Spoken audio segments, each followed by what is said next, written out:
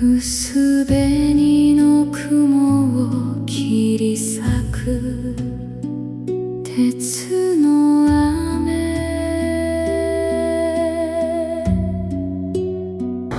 Tai buvo tos žinios, kurios leidžia spręsti konfliktus kitaip, reiškia galvoti kitaip, ruoštis kitaip. Jie išėjo gyventi, sakau, daugybė žmonių, kuo aš labiausiai džiaugiuosi, tai kad mano vaikų tarpe nėra nusikaltėlių. Labai daug, ypač po 90 metų, po tų periodų, daugybė žmonių, kas užsiminėjo kovos menais, nuėjo ne visai gerais keliais. O čia nuėjo, jie visi patriotai, jie visi reiškia, sakykime taip, su teigiamu požiūriu į tai, ką jie daro ir kaip jie gyvena. Jeigu taip atvirai kalbėti, tai aš laimės kūdikis. Man tiesiog sekėsi visą laiką.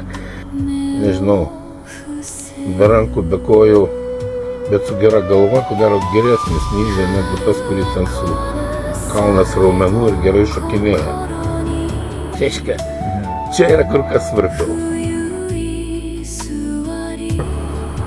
Taip, buvo toks auksinis laikas maždaug nuo 92 iki kokių 2000 metų, kai salė pilna, vaikų pilna, norinčių pilna užsiminėti, bet tai turi dvi pusės.